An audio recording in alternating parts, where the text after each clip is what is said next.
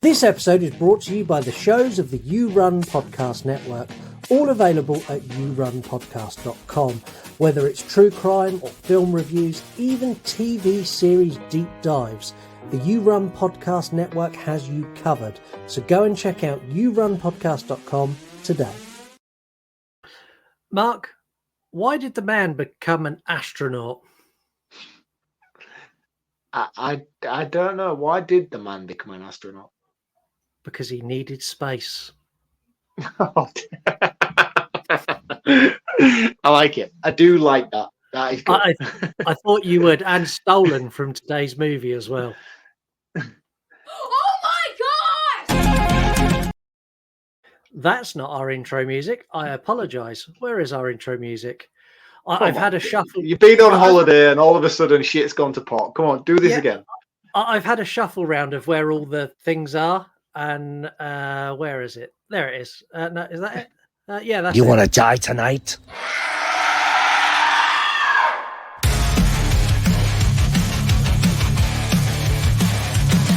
The dad jokes he tells sets the scene.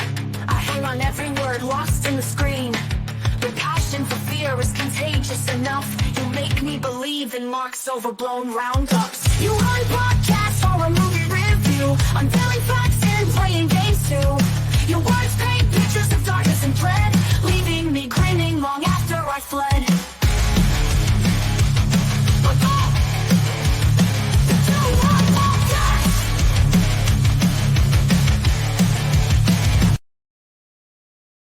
Hello and welcome to the You Run Podcast Horror Movie Review. If this is your first time listening, that opening you just heard is about as professional as we're going to get for the rest of this episode. Oh, you're actually going to keep that in, are you? 100% that's staying. My name is Scott. My name is Mark. And we are your hosts each week as we take you through movies chosen by you on our Instagram page, which is at You Run Podcast, or new releases like we've got today. You need to go and follow us on Instagram. We're at You Run Podcast. Mark is at Reviews from the Crypt or at VHS from the Crypt. If you like reviews, follow the review page. If you like VHS, follow the VHS page. If you like Mark, because he's awesome, follow both pages. I don't know if I can pull off the dab these days. Can I pull off the dab? Is that a dab? Is that a dab? Is that what that is? You look like a demented velociraptor. That's what I was going to say, that's not a cool look. I look like the Australian fucking breakdancer. Do that again. I'm going to give you like a, I don't know, it's an Alien episode. I'll give you a xenomorph scream. Ready? 3, 2, 1.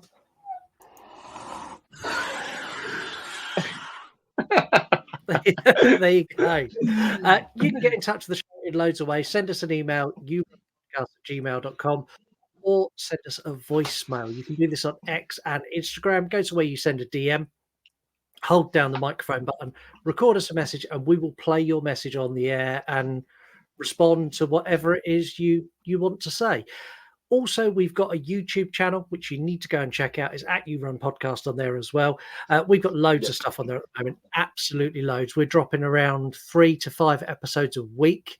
Currently, we've got what we know so far about Beetlejuice. We've got a spoiler-free review of The Crow. There's loads. Go and check that out as well. How these episodes work is we give you a synopsis of the movie. We then go into kind of spoilers. We kind of do everything. We tell you what we liked, what we didn't like. We go through scenes that we enjoyed. We generally just chat through the movie. It's not a detailed run through. So if that's what you're looking for, we don't do that anymore. We used to, but we don't now. We used to. You can go back and listen to maybe 5 or 6 episodes ago and listen to 200 episodes of detailed run throughs. Yeah, we've rebirthed now. We have. We are brand spanking new. We then give you roundups and scores. We give you facts. We play games. We've got interactive features. We've got a little bit of everything. 45 years since the original and 7 years from the latest installment, we go back to the world of Weyland-Yutani. Another adventure for the xenomorph and the face huggers or face rapers, depending on how you want to call them.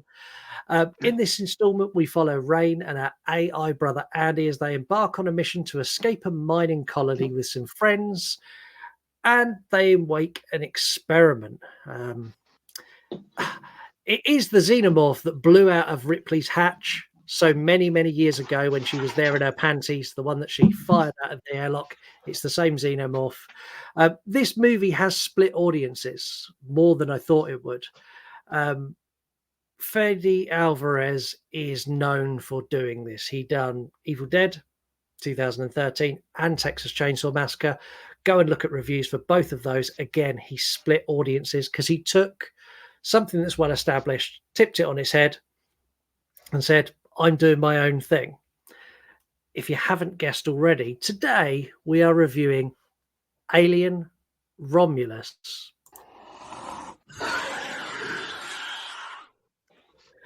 Where do you want to start? I don't know. Where do we start? I don't know. Like, you made a comment saying that Fede Alverez, Texas Chainsaw Massacre, he was only a producer on that. I know he was set to direct that originally, but you can't. That feels like a really bad thing to say. Like, oh, he didn't direct that, because I love that movie. The Texas Chainsaw Massacre that came to Netflix was fucking phenomenal. I thought that was the best Texas Chainsaw we've had since the original. Thing is, but in terms of his stature. Yeah, no. He was as much a producer on that as Steven Spielberg was a producer on Poltergeist. Like, no, come on, no. Steven Spielberg directed the Poltergeist, and Fede Alvarez, and they just put Toby Hooper's name on it. That's what the Poltergeist went like.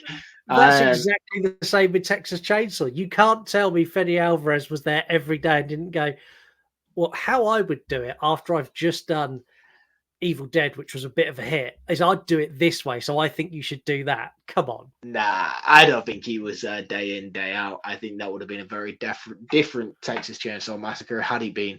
And again, nothing to take away from that movie. I love it. I think it's fucking phenomenal. I hope when the sequel comes out, which we have been announced that we're getting, continue straight off the back of that one. That would be perfect for me. Very unlikely, but I hope it does. Fede Alvarez, I don't know. I love him. I love some of the things he's done. I'm not a massive fan of Don't Breathe. I don't feel like that movie is his best work, although some people tend to think it is. I think The Evil Dead is, without a shadow of a doubt, his best work to date. I was excited. I was excited when he was announced to be involved in this project, whether that be directing or producing credits. I didn't care. The fact that he was involved in this new movie that was coming out excited me a lot. And I feel like he has lived up to that expectation slightly not. And I'll get into those as we go on.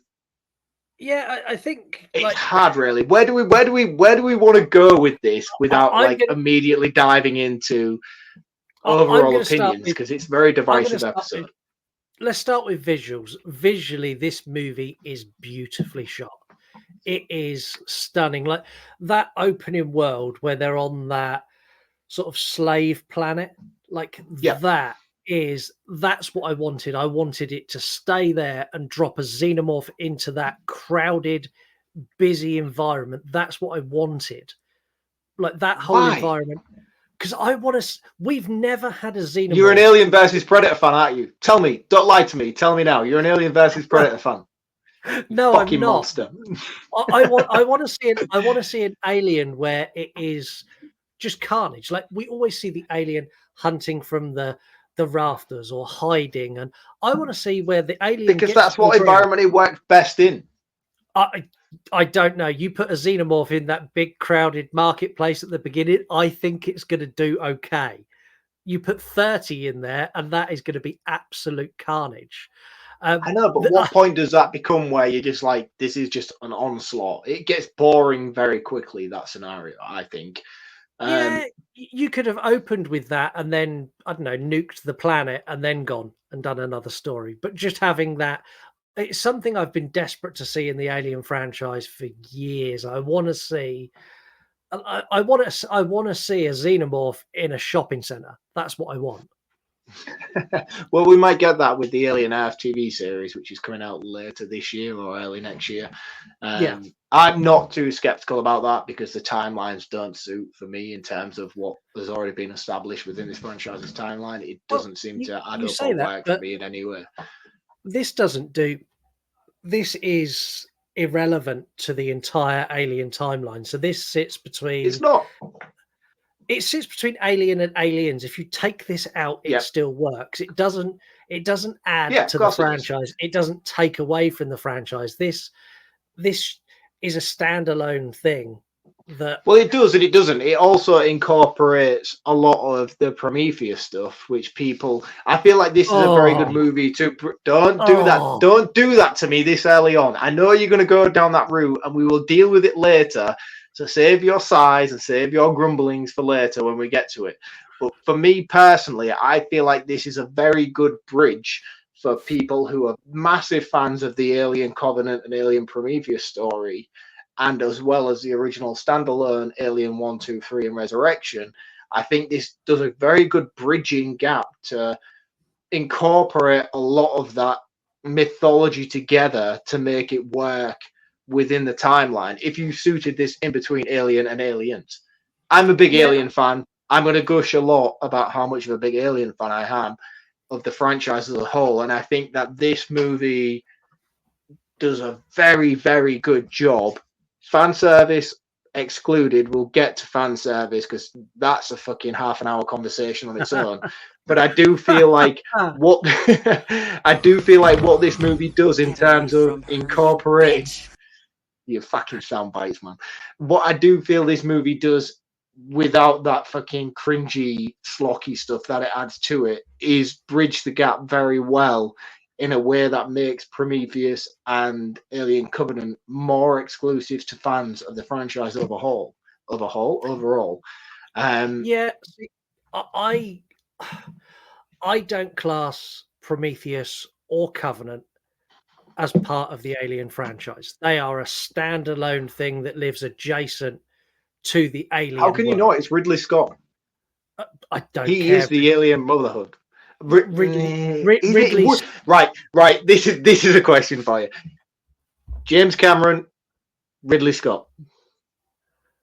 Both. James Cameron. No. You can only pick one. Oh, James Cameron or Ridley Scott. If I'm picking one to watch, it's James Cameron all day long. Aliens is the better movie. Do you honestly believe that? You think Aliens is better than Alien? Just so I know where we are within our friendship, that's all. Yeah, from an enjoyment standpoint, like if I'm going to pick one to watch that I want to see all the way through that doesn't have big lulls in it, I'm going to pick Aliens because it is just constant, fast-paced.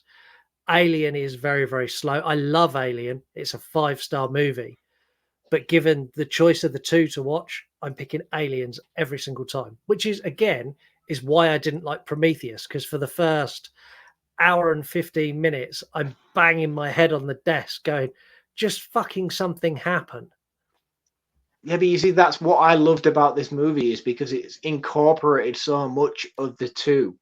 And you have that total concept of isolation and terror and fear, which is something I haven't felt from an Alien movie since the first. I'll be honest with you. I don't think any movie in this franchise encapsulates the sheer terror that the xenomorph holds and the whole concept of the movie itself better than what Alien Romulus did. Well, this brings everything together. So this has got the action, it's got the genuine terror that Ridley Scott created, it's got some of the goofiness of Alien 3 and some of the goofiness of Resurrection, and then it brings in the lore of Prometheus and Covenant. It brings everything together really well. I'm not going to lie, it takes bits from it. Fede Alverez took the best bits of all the movies that he liked, and he made them work in this. And yeah, he's a fanboy. It's simple as that. He's a fanboy of the franchise. Yeah, and one of the things that really works for me in this, and I think it's not something we've seen before, and it's Rain and Andy. Their relationship is brilliant because at the very beginning, you don't realize that he's an android. Like where they're walking through that market, and he's like, he's so innocent. Like he's watching the people do the cards, like shuffling the cards. He's like, oh, and he like goes to walk away. So no, you need to come here. He's like, but I want to play. She's like, you can't. Like it's rigged. They win every time. He's like, well, how am I going to win any money? And she's like, you're not. And like, no. That whole thing I love, and I really love where she goes to the Wayland Yutani. She's like, I've done my 12,000 hours of service. I'm free to go. And the woman behind the counter's like, yeah, well, unfortunately, as of yesterday, it's now 24,000 hours. So in about 4 to 5 years, come and see me and we'll let you go. Also, we're moving you to the mine now. And you're like, wow. Yeah, and that's one thing that I think this movie does very, very well is it establishes sort of, because one thing we don't see a lot of the Alien movies is the humanity of people. We get a very isolated situation with the people with the confines of the crew and the ship that we're dealing with, regardless of that movie. And I think this movie perfectly sort of gives us a little bit of reasoning behind why there is so much desperation between the cast members of each individual movie. Like they all want to escape something. They all want to get away from the life and the grind that they have. And it's like a perfect metaphor for the 9 to 5 that everybody deals with day in, day out. You mentioned about Andy being a big forefront of this movie, and I'm going to say it out right now. I think Andy is the forefront of this movie. He is not only exceptionally casted, but his involvement in this movie alone is just phenomenal. And I think that's based a lot on the previous movies in the franchise that we've seen. We've seen a progression of androids throughout. We get Ash in the first movie, we get Bishop in the second, and then go on to be Bishop in the third. But each one of them have a different sort of what's a word to describe how they kind of behave in each individual movie. They have a sort of like update upon themselves as they go through each individual movie, especially when we get to Resurrection with Winona Ryder's character in Winona Ryder's character in Alien Resurrection, because she's sort of like the peak of the android. She's almost on the perfect human level with the ability to deal with her emotions and adapt to situations. She's the closest to human form that the android could possibly seek. But then when we bring it back a little bit to what we get to Andy, they do a great job of showing original design purpose over corporate purpose. And I like the switch between his original design purpose, which is to protect Rain and look after her. That's his sole purpose, protect Rain. And then when he gets that chip implanted to him at some point within the movie, he has that constant battle between himself and trying to override the system in order to do what's best for the company and what's best to do for his programming. And I think he is the central focus of the movie, and I think the actor, I can't remember off the top of my head what his name was, but his performance is stellar, absolutely stellar, and I think he makes a movie. I'll be honest with you, I really do. And I think him and Rain are what make the movie. All of the other characters they're there as fodder. So Rain gets invited to go and see some friends, and they're talking about the fact there's a decommissioned ship flying over, and it's got cryo cells that they can use to then fly their ship with the cryo cells to a free planet. But they need her, and they need Andy, because Andy can access the mothership on board. Yeah. And they agree to this. And they don't do a very good job. Like, if you look at all of the Alien movies, let's pick Aliens, for example. Every single character within that team have very distinct personality traits, and they are very much their own characters, and they all have a back plot and they all have a story. Everyone outside of Rain and Andy in this, they don't do a very good job. Like they say, for example, you've got Dora the Explorer, who's pregnant. And like her only character trait is that she's pregnant. You've got the other guy who's horrible to Andy, and his only personality trait is an android accidentally killed his mother, left her down in the mine, so he hates androids. There's no real depth to any of those characters. No, I think you're wrong. I think you're massively wrong on that. And I do. The guy who's massively angst against Andy, yeah, he is the dick of the movie. He is constantly a dick throughout, and he has no redeeming qualities. We do get a backstory to him which explains why, which I think is a very, very vital point within the Alien franchise to showcase the capabilities of the androids, because he says that the android killed his mother. The android killed his mother. He trapped her in the mines, but it highlighted a key point that explained that androids can't kill a human there and then. Like, they can't outright kill. They don't have it within their programming, but they do have the ability to do the greater good. I really wish we were doing Hot Fuzz, because then I could use my the greater good line. Well, you get it. You know where I'm going. Yeah. Why don't you? We'll use this line instead, because this is who you're talking about next.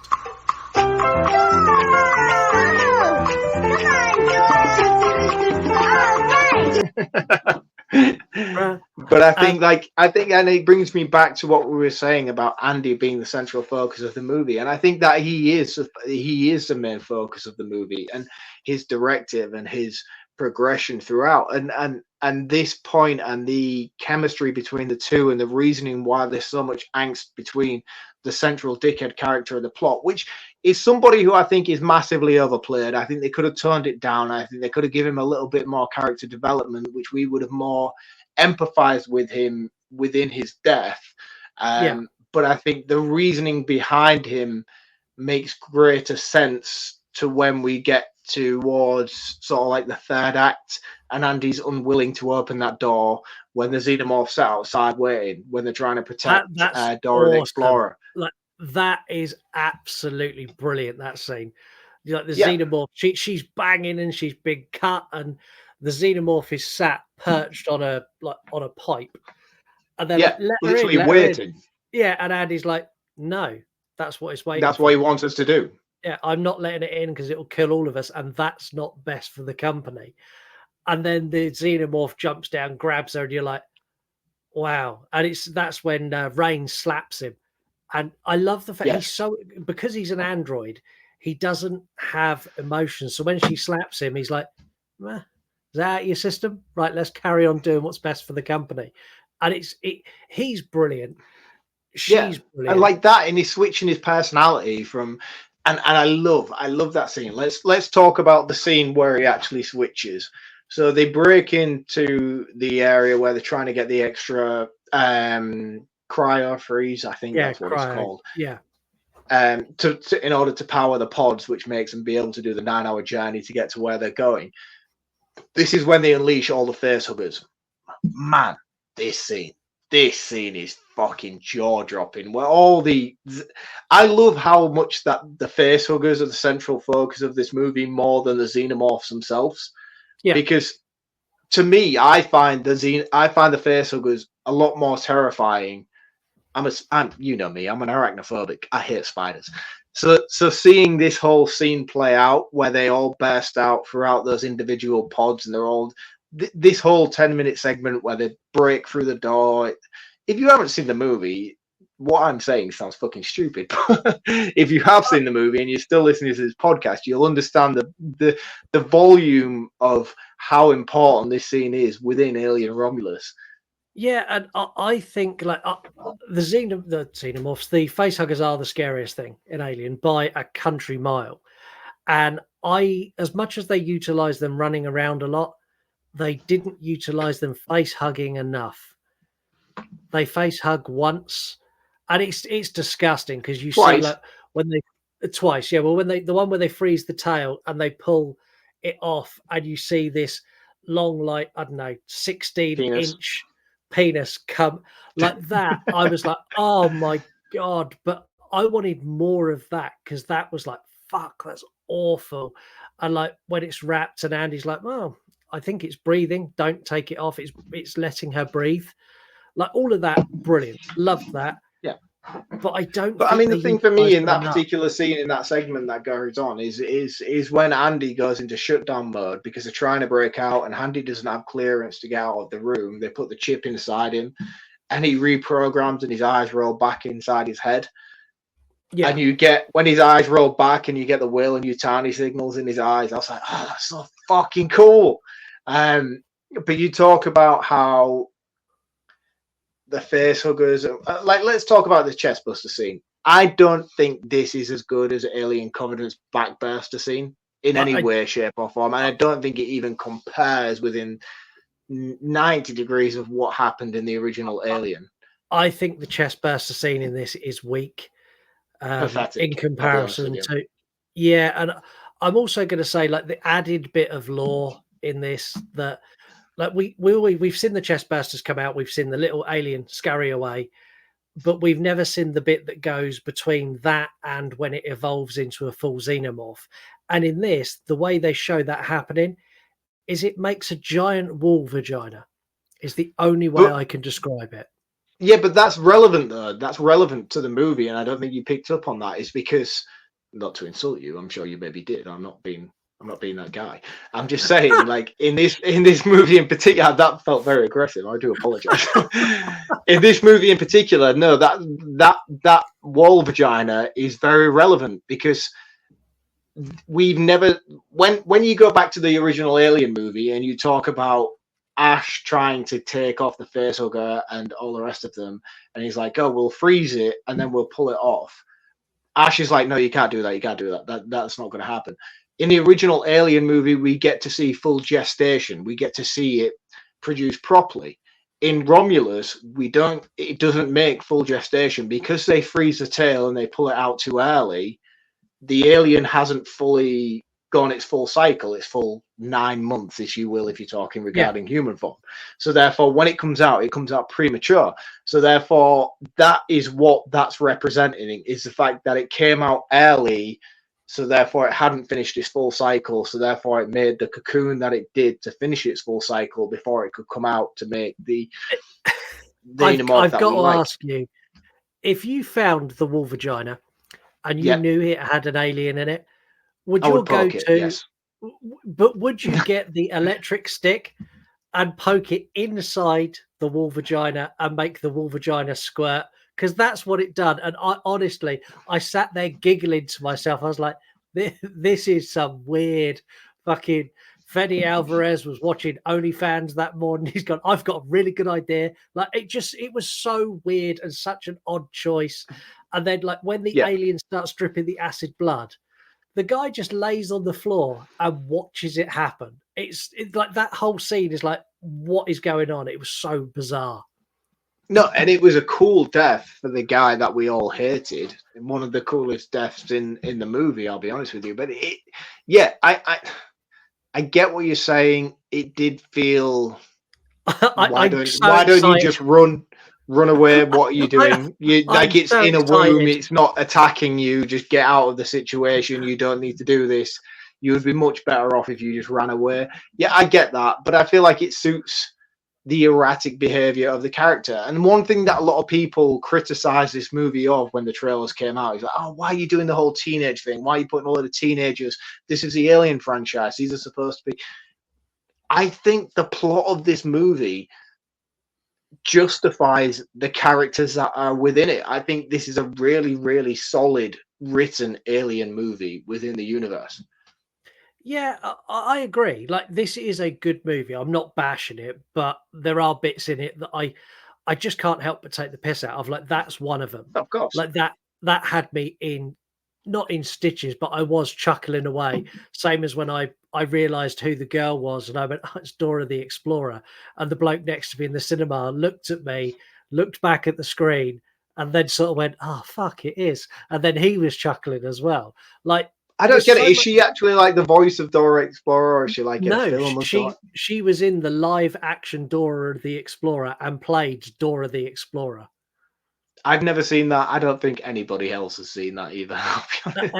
Anyone who has children that are around about between 15 and 19 has probably seen that movie with their kids. I saw that in the Nobody theatre. of our age. You have children that are 15 and 19? I have children that are 17, so they're in that age bracket. So yeah, I've been to the How old's cinema. your And oldest child? Just so we can my get a demographic. 17, my oldest boy. Yeah, how old's your oldest daughter? 22. So that makes you 105. Let's move on.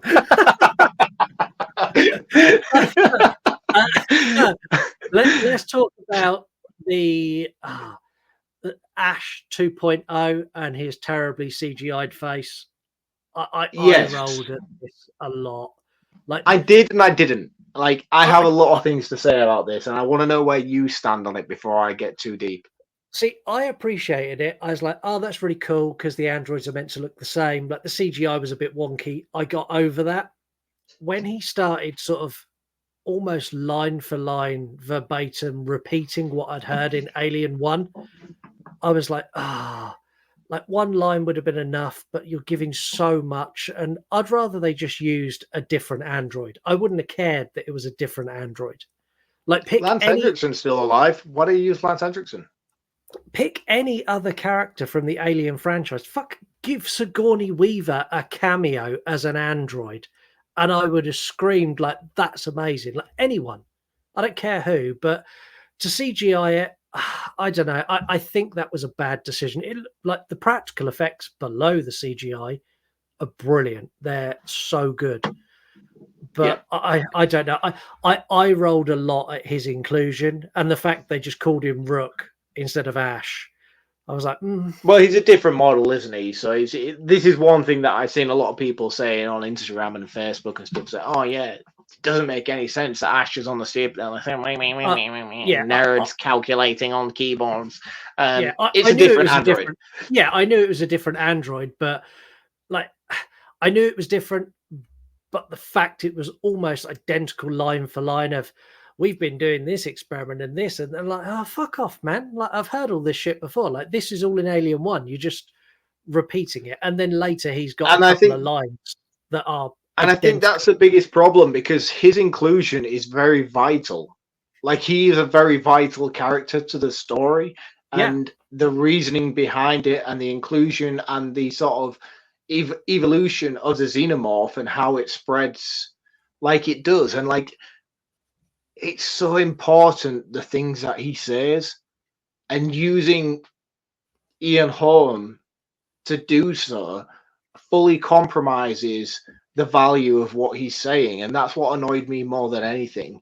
Is it was great, don't get me wrong, it was great to see Ian Holm, and I went after this, and after I come out of the cinema, the first thing I did was went to Google and I was like, how do the family feel about this, and how did they do it, and what so forth. And they got all the blessing from all the family to do this, and it was given permission to do so and use his image and do it in the correct way. And they all studied and watched what had been presented by Fede Alverez, and they were all happy with what had been produced.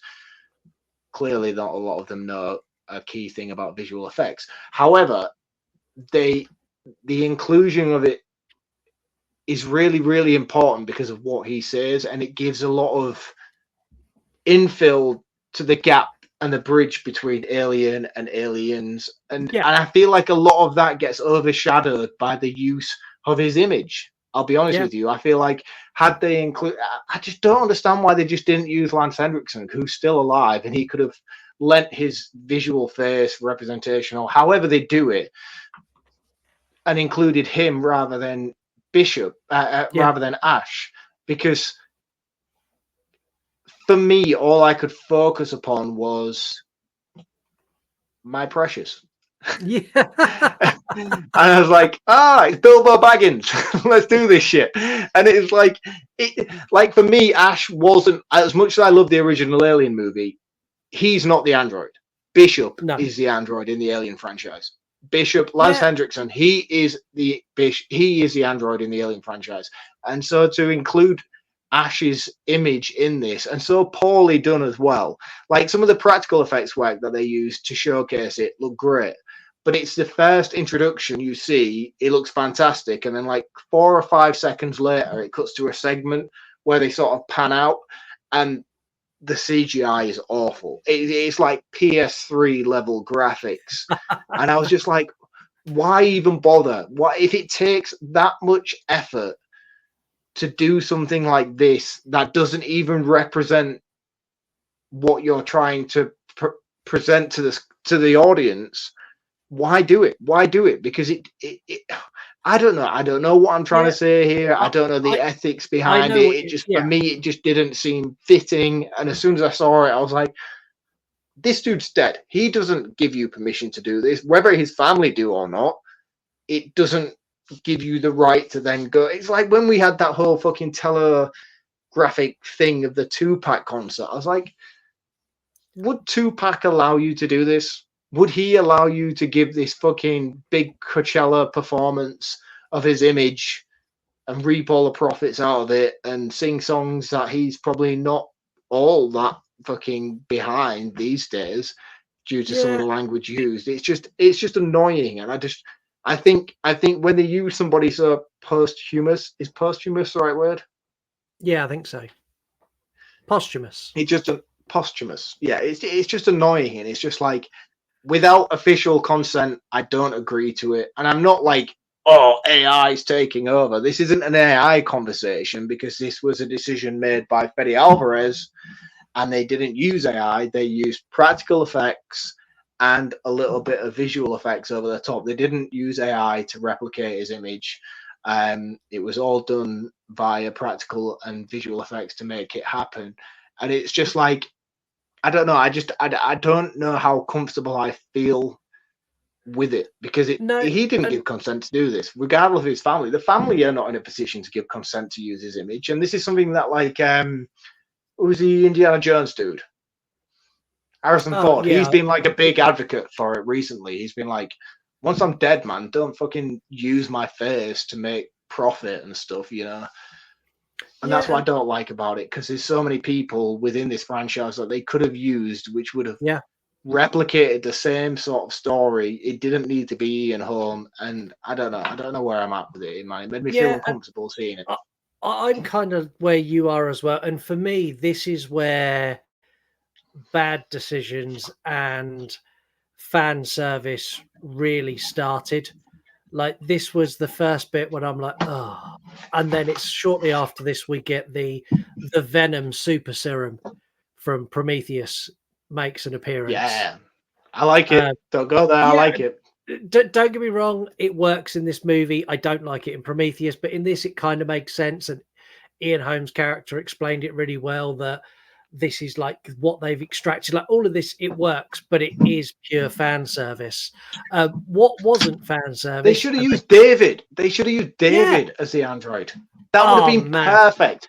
That is where they should have gone. They should have used David as the android from the ship. Not the David, because he is God tier from Alien Covenant, but a version of his android. Yeah, I agree. Right, I'm on board. We've already made a better movie. We have. One thing that wasn't fan service that I didn't see coming, that I absolutely fucking adored, is the fact that the auto-aiming gun is one of them. Like, where she puts the thing on and the strap, and like, he's like, just point it in the direction you want and half hold the trigger, and then she points it and it like snaps into place and it tracks. And then you get Andy going, yeah, well, you can't shoot any of them because like their blood will melt through the ship and then we'll all die. So it's great. It's just there to scare them away. But the bit where she's overcome and there's aliens coming from everywhere and the gravity is switched off, like that bit where she's like, there's no gravity. The blood's not going to touch anything. And she just fucking empties this 450 round clip into the aliens. And then her and Andy have to like float through the big like gloops of alien acid blood. Like, that was just perfection. So cool. So creative and so original. And it's scenes like this in this movie that piss me off, because I'm like, you have it. You have the ability to make something awesome. You have the creativity. You can see, because it's clear Fede Alverez is a fucking fanboy of this franchise. He loves his movies, and this is his homage to the Alien franchise. And when he does stuff like this, I'm like, yes, you get it. You Yeah. get it. You get what's cool about these movies. You get what is possible within this franchise. And you have just given us one of probably the best scenes within the Alien franchise within this full 2-minute segment as they're drifting through the xenomorph alien blood that's dripping down around them without a gravity field. And to be fair, I think he does a great job of setting that up early on as well. I think when he showcases the gravity fields early on as they first get onto the ship, as they come in and waves and they come and go. And when it gets to this scene, I didn't expect it. I'll be completely honest with you. I knew they were setting it up. When they introduced it, I was like, oh, that's going to be relevant later on. But when it was relevant, I was like, fuck yeah, that is cool. I don't know, man. I'm really torn with this movie. Like that, I loved that. I mean, I absolutely adored that. That was just so clever. Something that I'd never seen before, and I get the feeling this movie is got a lot of studio notes in it. I think there's a lot of studio hand in this, going, "Oh, you should do this. Oh, you should do that." The main point is where we get the repeat of the Ripley line from Aliens, where Andy jumps down to save Ray, and he's like, "Why? Get away from her, you." And there's a pause, and I was like, "Don't do it. Just get away from her. That's fine." And he's like, "You bitch." I was like, "Oh, why? Why did you do that?" And then from there, and the thing is, like, I'm going to try and justify it a little bit because I think it's set up perfectly earlier on. Because the arsehole character who gets melted by the wall vagina that we spoke about, he's constantly calling Andy a bitch throughout. Like, it's apparent. He's like, you bitch, bitch, bitch, bitch. Yeah. He says it so many times, like, you know it's coming. You know he's going to repeat that line later on. But when it does come in, it's so wooden. And I know he's an android, and his delivery is not the best. But when it does come in... to activate a super android, but you do not know if he will be in a good mood or not. But when it does come in, I was just... I cringed in my seat in the cinema. Yeah. I wanted to be like, don't do that. You didn't need to do that. And every time movies try to do that, when they call back, like all the movies in cinema, we know them. They've all come and gone, and we've seen where original movies have happened 20, 30, 40 years earlier, and then they do this callback scene. Halloween Ends. Yeah. They're in there constantly. I love Halloween. You know I love Halloween. But they do it throughout Halloween Ends. And every time they do it, it doesn't land. You're not sat there cheering like, yeah, whoa. And I feel like this was one of those moments where Fede Alverez was going to be like, the cinema's going to go wild for this. This is going to be one of those stand-up cheer up moments. But everybody just curled back and was like, this movie was so good. Why did you do that? It didn't need it. Don't do it. It wasn't good. It felt awkward. And what else it didn't need was you get the scene where Dora the Explorer gives birth. And that's graphic and it's horrific. And like, I'm fine with that. Like, that works for me. And I wanted her to give birth to just a xenomorph, like even if it was like a skin tone xenomorph.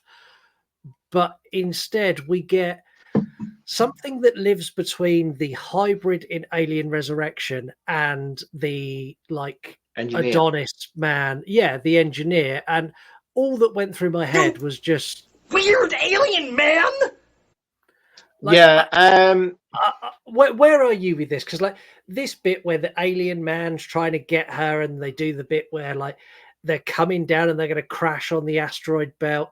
Like all of this, I was like, oh, like you've put a time limit on it, and you've added in this man. And I honestly, at this point, I was like, I don't give a fuck anymore. This isn't an alien movie anymore. This has just become some bullshit fan service to the fans of Prometheus. Yeah, right. I'll be straight up with you. I love this movie. I thought it was fucking phenomenal. But I think this movie has 3 endings, and this was on its last straw with it. It could have ended 3 or 4 times before this. We get to this point, and it just felt like it was just copying Alien Resurrection. I love the inclusion of the black glue, the black glue. Yeah. You know where I'm going. The Venom serum. Yeah, because that is a callback to the Prometheus and Alien Covenant story, and it makes it kind of come full circle how she injected that, because they get her under false pretenses and they're like, oh yeah, this is going to make you better. This is what is going to, and she injects it. So I like that it looks like an engineer, because that is the primal sort of venom. That is. If you watch The Boys, that is the blue venom as opposed to the Temp V green venom. I just don't know. I just felt very repetitive of what we'd already seen. And I even spoke to you and I was like, oh mate, I fucking love this movie. I thought it was fantastic. But I tapped out. I tapped out at this point and I was like, I'm kind of done now. And it just feels like you're just repeating what's already been done. And I'll be honest with you, mate. After the birth sequence of this creature and the introduction of it, I don't know what happens next. I've only watched this once. This is a new release. I've only seen it once, so I can't comment too much. But I tapped out here. She kills the alien by dropping the bottom out of the ship, and it gets sucked into the asteroid belt, so it doesn't exist in the future movies. And Rook goes in there and she flies away. And the final bit of fan service that I didn't need was her giving her like captain's log, very reminiscent of Ripley's final this will be my final broadcast. It was almost line for line what Ripley done. And I was like, like you had this perfect alien movie in the palm of your hand. And in the last 30 minutes, you seem to have fumbled and fucked the ending up to a point that I don't care now. Like I was so invested, and the tail end just broke it for me. It just made me go, like you was generic. I wanted to grab Fede Alverez and go, you were so close, then you fucked it up. Why did you listen to that dickhead studio exec who worked on Resurrection and said you needed this in there? You should have told him no. And that's what I think it is. I think the end of this movie is very much the studio went, do you know what would be really good here? Do you remember that movie Alien Resurrection that bombed? Wouldn't it be nice to put a little nod into that and like stick a hybrid in? I don't Alien know. Resurrection's awesome, by the way. That didn't deserve the bomb. No, I love Alien. I watched Alien Resurrection about 10 minutes before I went to go and watch Romulus. I finished it, then want to watch Romulus. And that's why when this happened, I was like, oh my God. Like it's the same. It is exactly the same. Apart from the fact that he didn't get sucked out of a tiny little hole, it's the same. Yeah, it is. Shall we take a break? Yes. When you finish this episode, why not head over to yourunpodcast.com and see what else we have available for you. With incredible shows like Movies for Days, hosted by Newman, this is your non-pretentious, easy access movie review show, covering all genres, be it horror, action, romantic comedy. Newman and Movies for Day has everything you could possibly need. And why not check out You Gonna Eat That Crust podcast, hosted by Seamus, Ryan and Greg.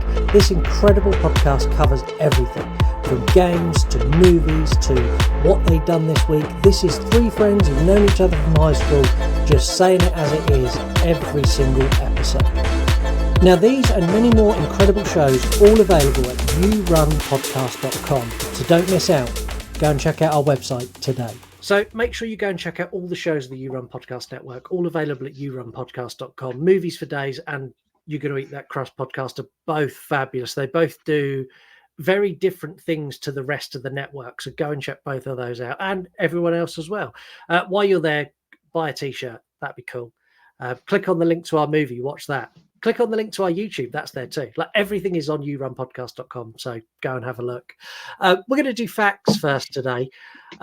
So when I said this was fan service to the max, like I dug up some facts just to show you just how much this is. I've got a lot, so I'm going to rattle through them fairly quickly. Right, we'll start with the film's production design.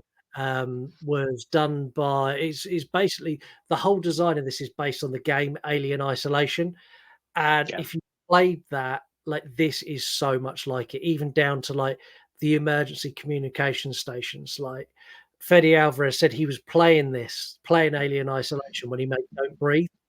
And it was when playing that game, he come up with the idea for Romulus going, if I took what they do in this game and put it on the big screen, it would be fucking awesome.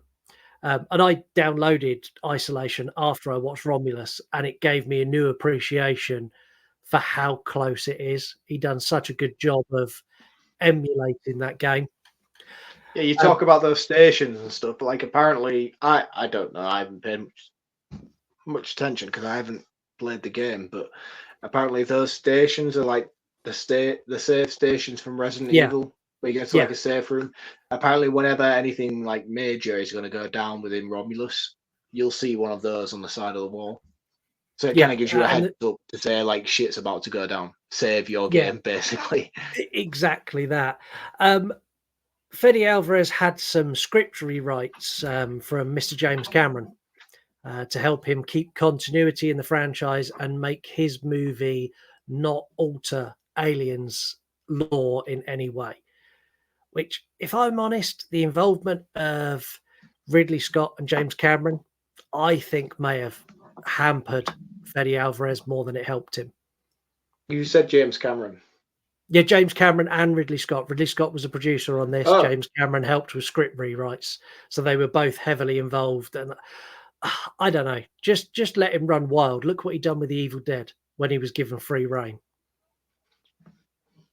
Yeah, I don't know. I think like there's a lot in here that probably came from Ridley Scott and also maybe James Cameron. But I do feel like as an immersive experience, it does blend quite well between the first two. Yeah, it does. This was going to be released on Hulu. It was going to go straight to streaming. This was bumped to a theatrical release and pushed back following the success of Prey. So it's Prey that made this get a theatrical release. When they were filming, Fede Alvarez had loudspeakers, and he would play alien noises and footsteps and like xenomorph screams into the set to put actors on edge. So when you see actors turn, that's where he's boomed a loudspeaker somewhere and an alien screamed like behind the head, which I thought was really, really cool. Really cool. When Andy gives, when Rain gives Andy new, so every time Andy gets a new directive, so when Hooper or whatever he is, Ash gives him a new directive, and when Rain gives him a new directive, you hear the save sound from Alien Isolation. Oh, I've never played Isolation, so I didn't pick up on it. It's so cool. Now, this one, the human xenomorph thing, when it cracks her helmet, and you get that shot of her like that, and you've got the light down the side of it, that is a direct rip of the cover of Alien Isolation. There's so much in here from Alien Isolation. The movie takes elements from almost everything. You've got Rook or Ash from Alien. You've got xenomorph enemies in Mass, which is from Aliens. You've got the close to the face scene where the alien comes right into Rain's face, which is from Alien 3. You've got the hybrid alien from Resurrection. And then you've got the architects, which refer back to Prometheus and Covenant. The movie ends with Rain recording her final log, survivor log, which is almost identical to Sigourney Weaver. Sigourney Weaver's actually done 2 logs. So she'd done one for the movie and she'd done a separate one for the game, Alien Isolation. I didn't realize she was involved in that. Yeah, the character you play in Alien Isolation is Sigourney Weaver's daughter, and she's looking for her mum. Is that canon to the story then? It would work as canon, and like this movie, that game would not influence anything. Only the fact that Sigourney Weaver had a daughter back on Earth. That's the only thing it would change. But yeah, really, really cool. we've got a new feature called Say It As You See It. When I put this out, I was unsure where this was going to go with this movie. Over on X, Sin's Corner, underwhelming, overrated, disappointing. They're a movie reviewer. Fucking hell. You've got the best user handle in history. Walalalabamba. That's their handle. That's cool. They've put, I liked it much better than I expected. The only thing that bothered me was the CGI Ian Holm and their review account.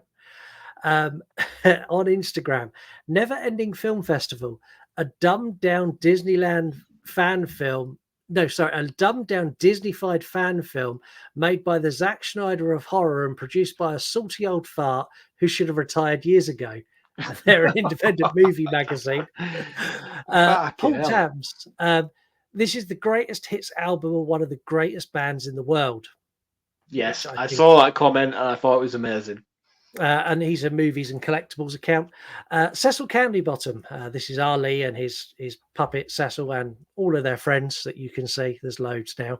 A blend of its influences that neither takes away nor adds to the franchise. A movie definitely worth a watch. Did we need it? No. Am I glad we got it? Absolutely. Yeah. And I think that's kind of where I sit with this as well.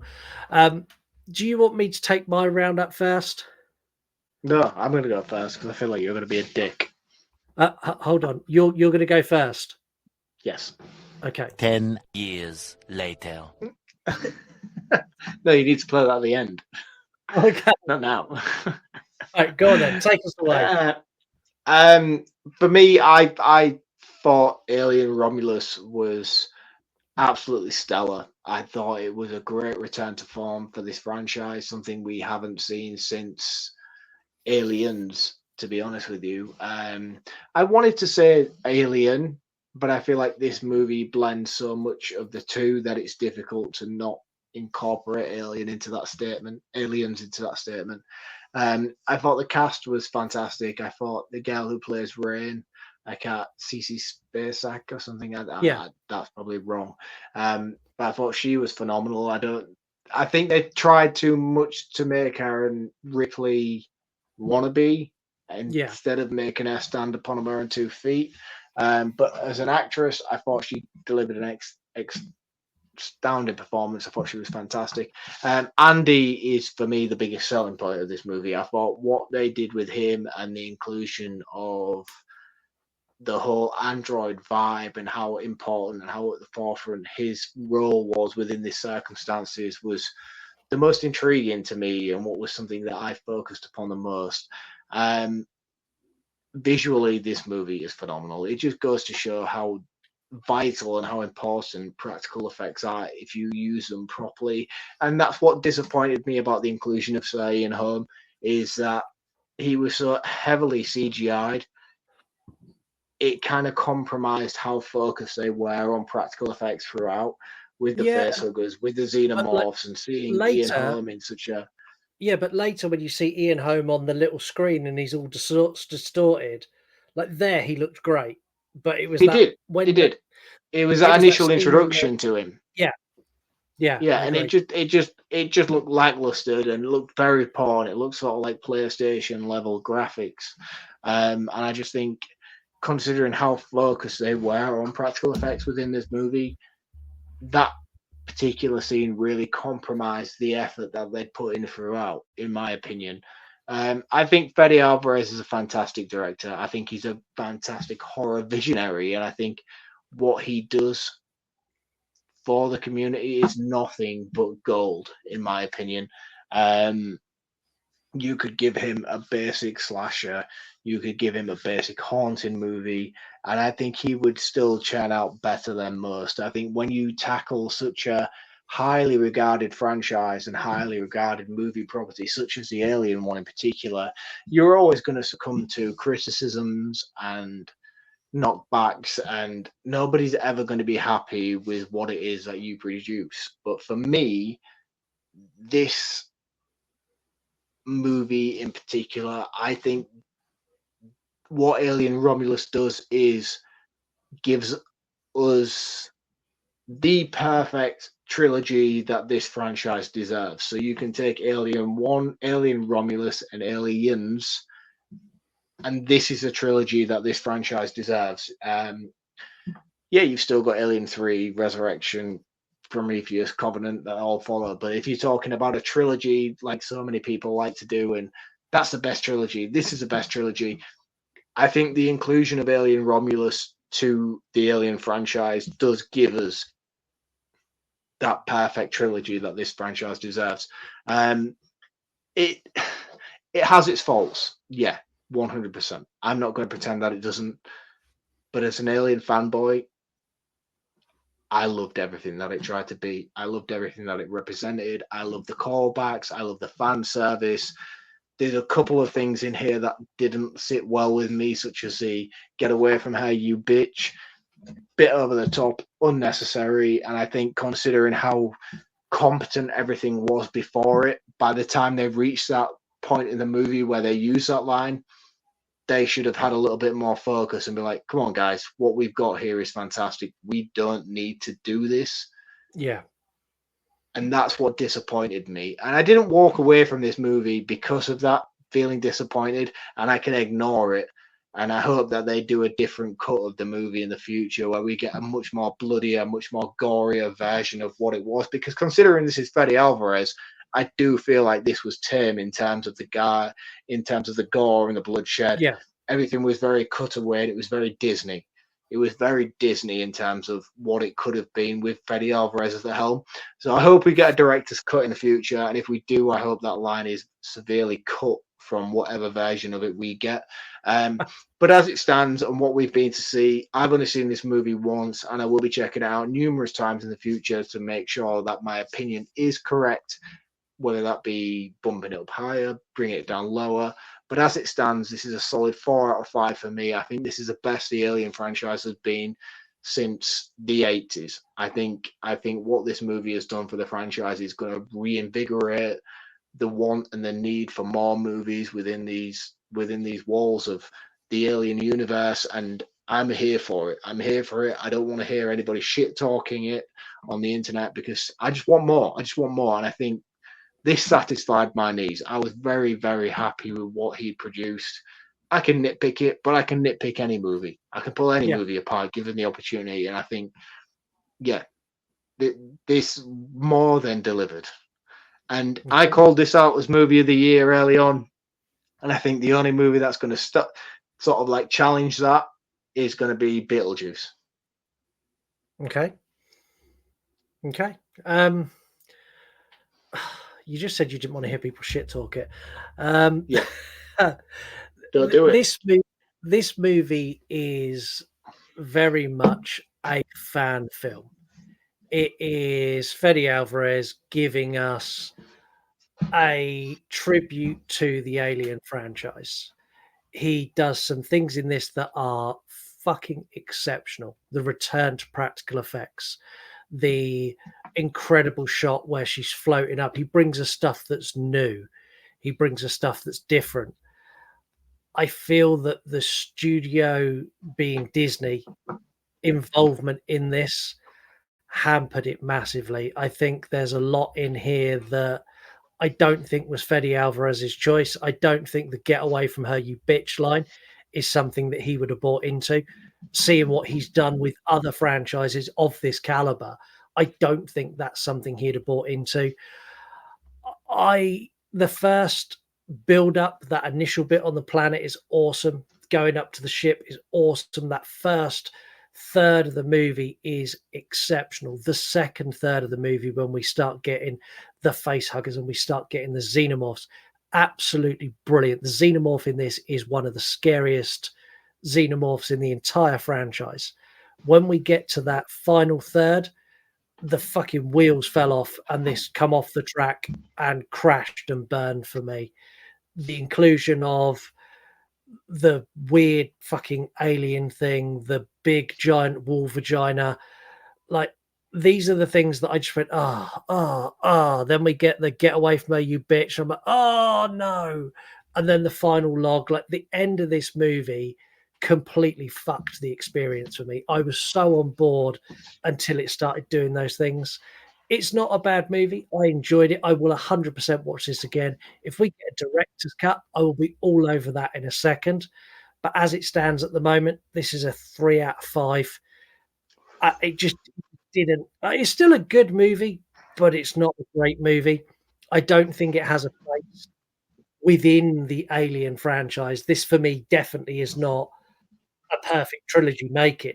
Like 1, 2, and 3. To say that it doesn't belong within the Alien franchise is scandalous. Come on, not that it doesn't belong within the franchise.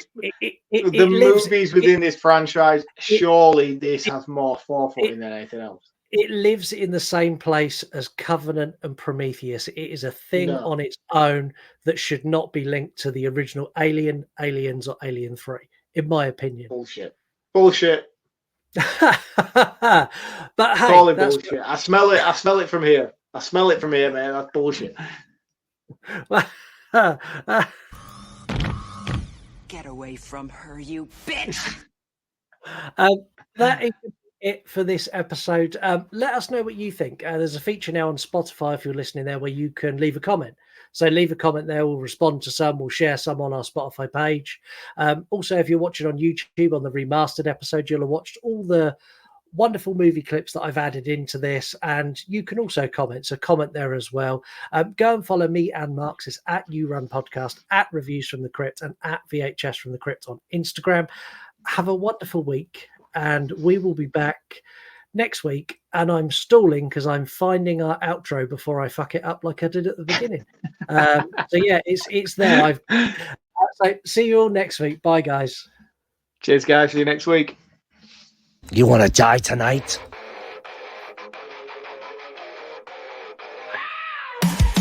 at night, I turn into your show, where you talk horror with a unique flow. Your voice is like sirens, draws me in, as you pick apart movies on murder and sin.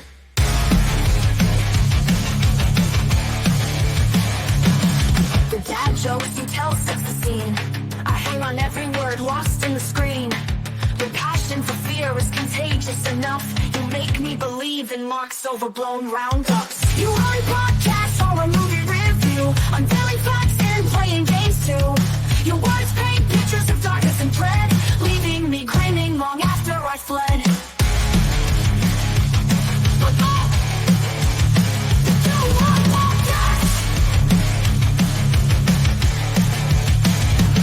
You run podcasts or a movie review, unveiling facts and playing games too.